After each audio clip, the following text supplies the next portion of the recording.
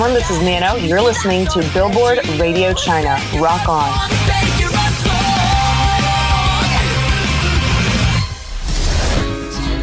那为什么会这样子安排 Who are you looking to for inspiration? 有没有收过最窝心 I 的？ wanted to know just how close this was. Let's do it. Okay, so the questions are... 10 questions.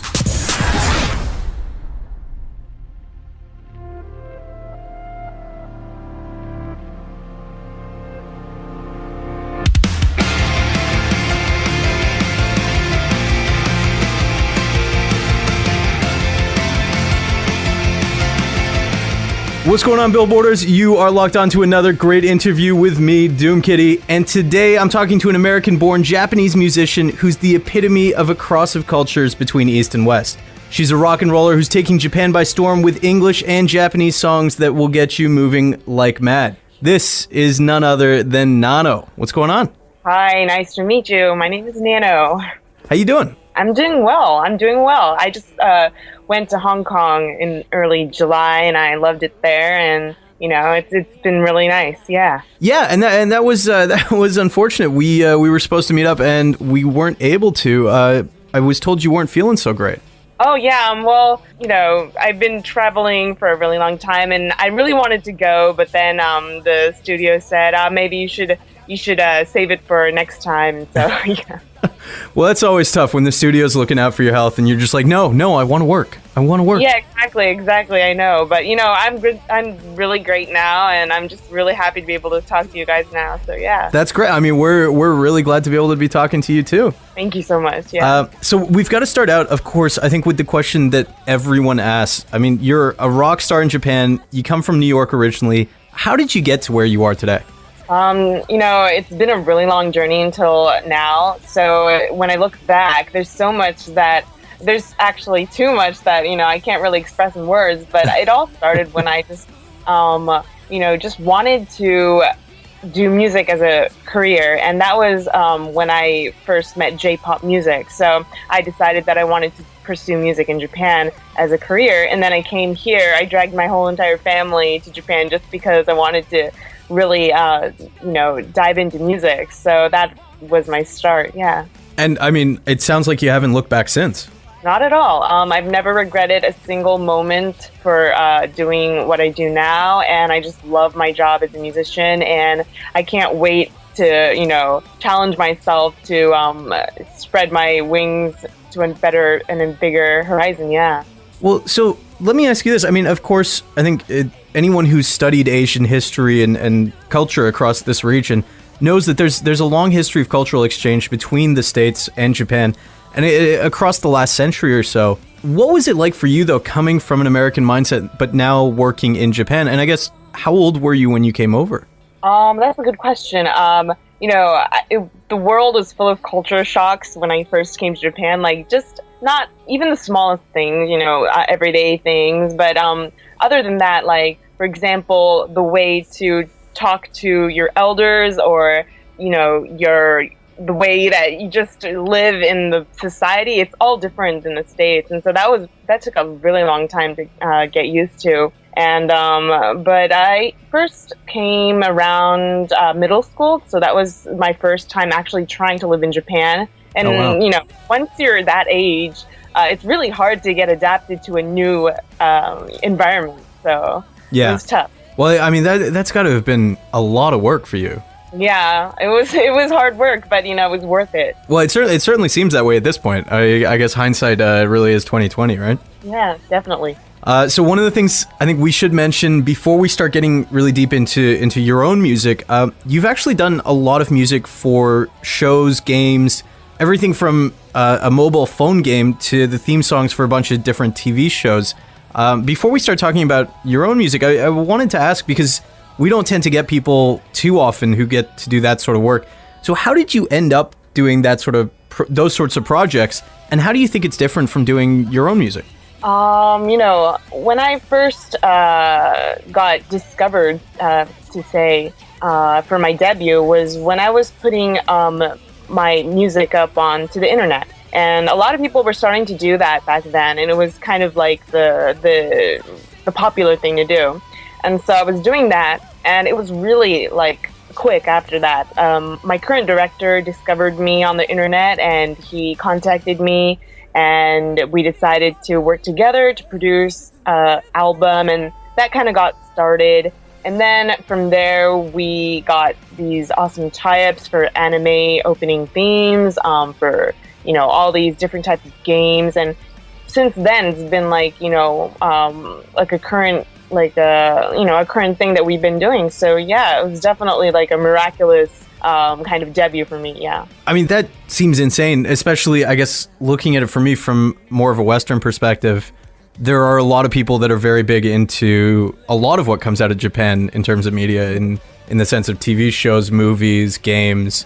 So I guess to be part of that seems really cool. Yeah, it definitely is. When I first discovered my love for J-pop, it was there were a lot of reasons, but one of them was because I also had a series of animes that I was watching and thought it was the music that was tied up with these animes were definitely like just unique, a unique part of the Japanese culture, and there was nothing like that elsewhere in the world. So that's a definite like a really unique aspect of music that Japan has given to the world, I think. Oh, absolutely. I mean, I remember even over the last 20 years, that was a major cultural export at a time when the internet was still pretty new and people were still figuring all this stuff out. Everyone had heard at least about J-pop if they hadn't heard the music. Yeah. So I guess talking about that, of course, I think people around the world are more familiar with the idea of Japanese music in terms of the very sugary, sweet kind of J-pop, which might be maybe a softer sound, but there's also a long history of Japan also being a home for heavier and harder hitting music, let's say. I mean, I grew up in Hong Kong, and one of my biggest issues was I was a big rock fan, and all the bands would go to Japan, and that's the only place they would go. True, yeah. So let me ask you this. I mean, how do you see your music fitting into the more general landscape of Japanese music? And I suppose this is the time where I ask you also, how do you describe what your music is?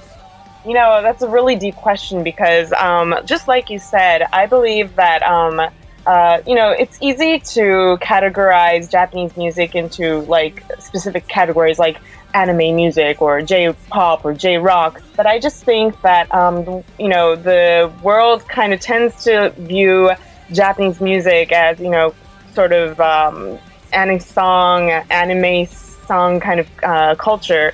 But I believe that I could sort of give a new taste to that culture with the rock sound. Of course, there are rock artists out there currently singing and performing that do anime music, but I didn't want to categorize myself into just one category, not just an anime singer or a J-rock singer. So I just wanted to be able to contribute to the Japanese music culture with my own sound, and I categorize myself as just an all-rounder. So that's kind of my goal right now. Interesting. So I mean, I've heard your music now, of course. Would you call it specifically, say, rock or J-rock, or do you think there's a different term you might use for something like that?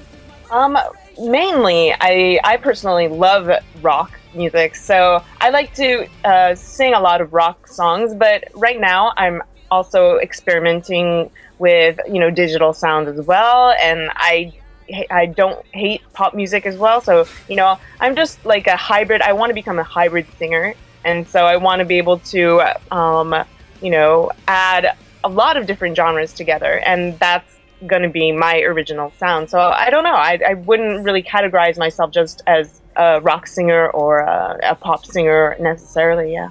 Well, talking about your sort of explorations in sound, let's say, we do have to talk about the latest album, The Crossing, which is actually celebrating, I believe, your 5th anniversary. Yes, my 5th anniversary, yeah. So, I've had a chance to listen to it. I definitely were encouraging a lot of people to go check it out when they can. It's an interesting sound, and it does remind me a lot of the rock music I grew up listening to. Oh, that's cool. Yeah, absolutely. I really enjoyed it. But I was hoping you could tell me a little bit about your motivations behind the album itself and maybe some of the individual tracks, if any, stand out to you. Yeah, of course. Well, just like you said, this album, to me, I wanted to be able to portray In the past, my albums have mainly been about a compilation of the tie-up songs that I've done for the various series. But this album, I wanted it to be more of a album describing who I am and my past and what I kind of see in music itself. And so the sound may be different from my past albums in that sense, because I think the sound has new aspects as well, but also, it might make the listener feel like they're listening to something nostalgic a little bit. A lot of sort of old rock influences can be heard there as well. And I sort of created this album to be able to spread out into the world, not just for the Japanese listeners, but also for the listeners overseas and my international fans as well. So, I wanted it to be like a really, really hard rock sounding album. And I think that does come across because it's got, I would say, the stereotypes of rock, that sound, that speed and all that.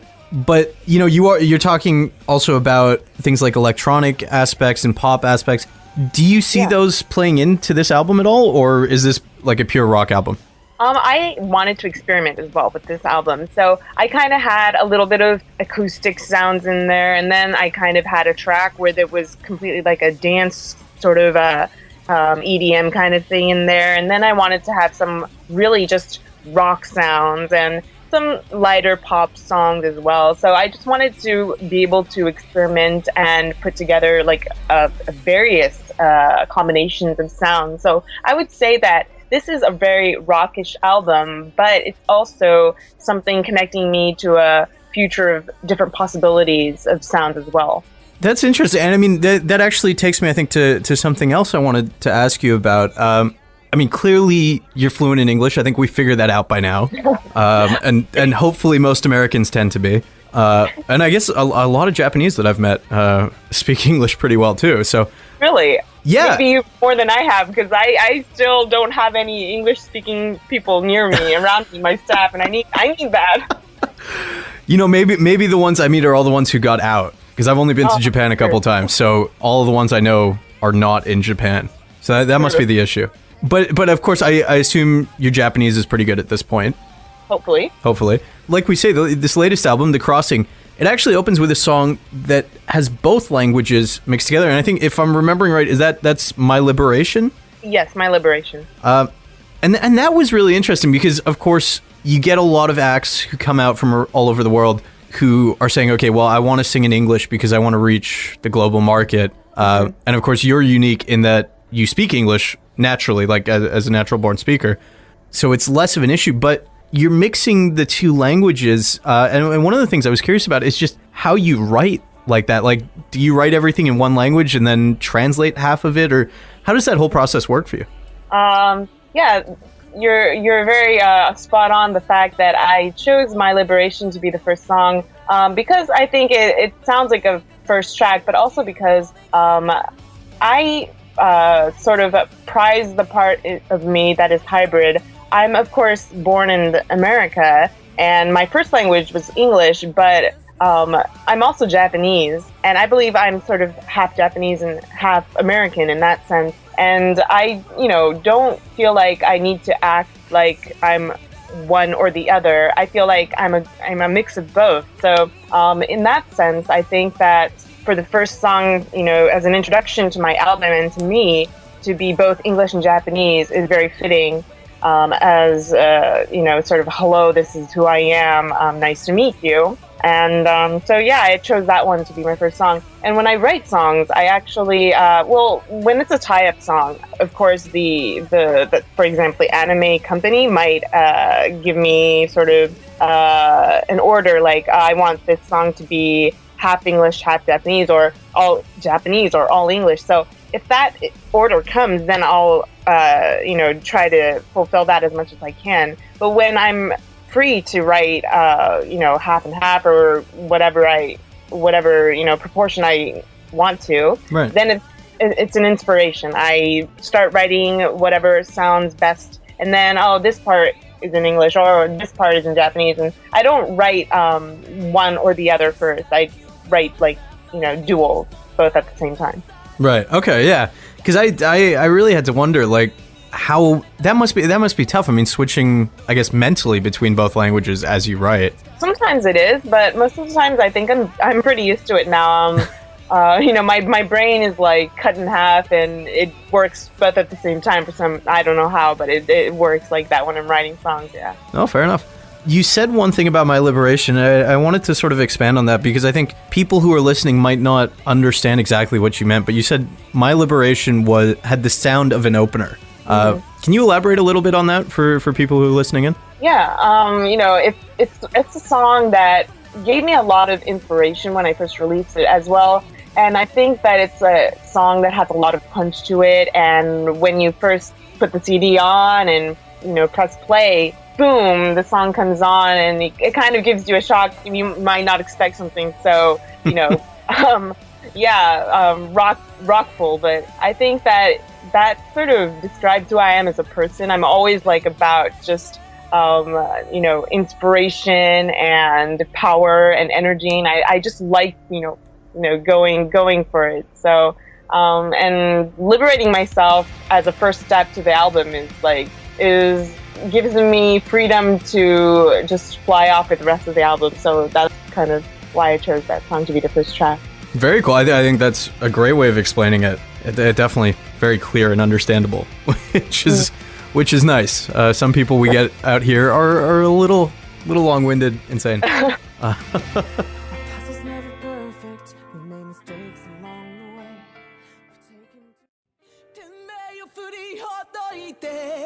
This is my liberation.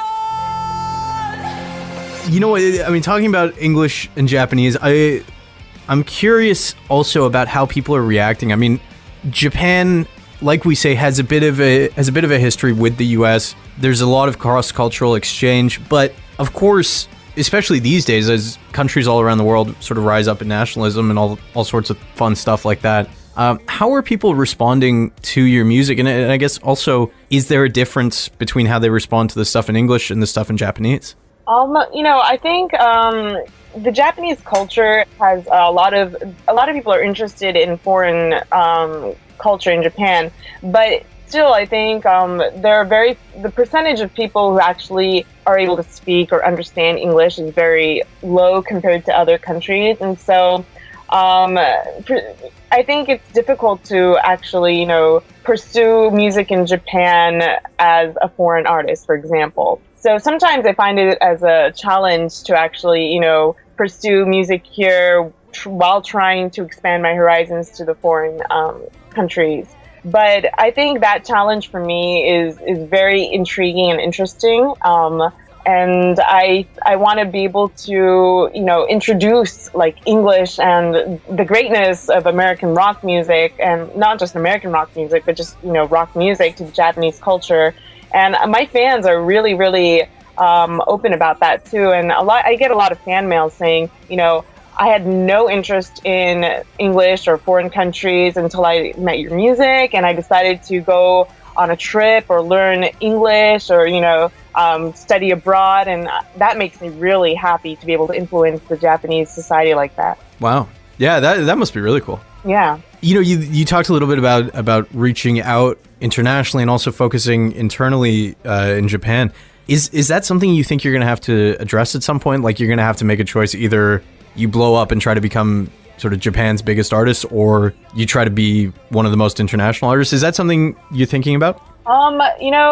Of course that does come across my mind sometimes, but right now at the moment, I'm not too focused on like, where do I want to become big? I just want to be able to produce the music I love and see where that goes. So it might lead me overseas. It might keep me in Japan, but I'm good both ways. But of course, my inner goal is to be able to reach out worldwide. That's my motivation, and I love doing lives overseas as well. And I love interacting with my foreign fans and international fans too. And they give me a lot of power and love. And my roots are America as well. So I'd love to be able to go international eventually, but right now I think my Japanese fans are also very supportive of my career. So I'm open to anything right now. Interesting. Okay, I think that's a totally fair and very political answer. One of the things I want to change tack a little bit and ask your opinion on something a little bit, I would say, broader than just talking about your music on its own.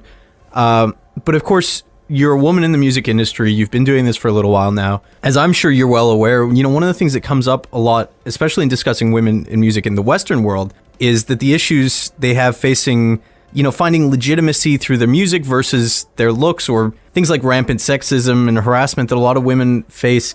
Of course, for me as an outsider looking into Japan, there's a lot of female artists. There's a lot of depictions of women in media and all that sort of thing. Some of them, I think, positive, some of them maybe a little bit more questionable. Is that an issue that you've got to face in the Japanese scene in music and maybe even just in rock in general? That's a very interesting question, because the thing is, when I first made a debut, I made a debut without revealing my face or my gender or anything about myself. So it was just my sound. And my listeners didn't know if I was male or female or what I looked like even. So the reason I did that was because there were many reasons, of course, but one of them was because I didn't want anyone to categorize me as anything when they listened to my music. I just wanted them to feel what they felt when they listened to it, and not because, this is a female rock singer or a male rock singer, or, they look like this or they look like that. I think visuals visuals can be a very important aspect of music, but also they can be very misleading. And I felt that I wanted to do the type of music that was just honest to myself, but didn't mislead anyone with visuals. So for the first 5 years, that was how I did my music, and it went well. And just recently, actually last year, for the first time ever, I released my artist visual. And since then, I've been doing, what I've been doing. I haven't been, saying, now I'm going to sell my visuals as an important part of my music career. No, that's not very important still, but it's very recent that I released my visuals as well. So I believe that music can be very misleading when it comes to like gender or looks. So, but in the deepest part of my heart, I feel that that's not an issue that I want to, battle with myself. Well, okay, so I think that actually is really interesting because, coming from a perspective of having developed, I think, a fan base and establishment and a career and all that, and then coming out, I don't want to say coming out as a woman because that is the wrong thing, but coming out and sort of revealing who you are. Did you find that there was a difference in response to the way people dealt with you or talked about you or anything like that? Or was it just sort of like, oh, okay, cool, yeah, we kind of wondered, but whatever, no one cares? I try to, not focus on those kinds of things too much, because I think that it's not, it's not the kind of info I need. But still, I do know that there are probably some fans out there who are like, oh no, I'm heartbroken. But I think most of my fans were very open-minded about that, and they continue to cheer me on after my image was revealed as well. And since then, though, I personally don't feel there's been a big difference in the reactions or my fans themselves. I actually feel more free now that I've been able to just, put my visuals out, and I can take photos with people. I can, say, hey, it was a great live, and I can take photos with my fans now. And my fans seem really happy about that too. So, I bet. The things I've been able to do now is, so much more. So I think in the end, it's all plus. Yeah. That's awesome. I mean, you hear so many horror stories, I think, from women about experiences in this industry. So to hear something positive about being a woman in music, that's really awesome. Yeah, I think women or men, we just all need to be strong. It doesn't matter. We're all ourselves. So just, be strong as a human, not like as a man or a woman, just be a strong person. And I think things go better like that. Yeah, absolutely. We're going to have to wrap this up in just a second. But before we do, You know, Okay. there's a question I think a lot of artists get asked, but it's always just so interesting to get the response. So we're gonna be terrible and ask it anyway. Okay. Who are you listening to these days? I mean, is there anyone out there inspiring your music that people can go check out? You know, I'm a very broad listener, and I like to just, check the rankings. Oh, I see what's hitting the music streams right now. And I personally don't have just one artist that I listen to. So I listen pretty broadly, but recently I've sort of, been catching up, and I've listened to Katy Perry's new album. I've listened to Linkin Park's new album. I like power singers and I like powerful music. So I end up sort of, listening to those types of music. So yeah, mostly rock, and then sometimes I'll listen to the radio and this pop song's nice, and just the radio. So I like the radio. Well, as a radio station here, we're always very glad to hear that. Okay, we're out of here in just a second, but last thing I've got to know, what's next for Nano? I mean, what's going on in the last half of 2017 and beyond then? Okay, well, my tour is going to start pretty soon in Japan. And that tour starts on August 11th, and it's my 5th anniversary tour, so it's very important to me, and also to my fans and my staff. And of course, to people who just met me, I'd say welcome, please come, and we're going to have a lot of fun. And I'm also going to Hong Kong and Taiwan at the end of the tour, so it's kind of international tour for me too, and I'm really, really excited about this. Well, we're definitely looking forward to having you here in Hong Kong. I'm sure Taiwan's saying the exact same thing. Hopefully. But, we got to wrap this up. We wish you all the best. This has been a lot of fun. Thanks for talking to us. Thank you so much. I had a lot of fun. Thank you so much. This is my liberation.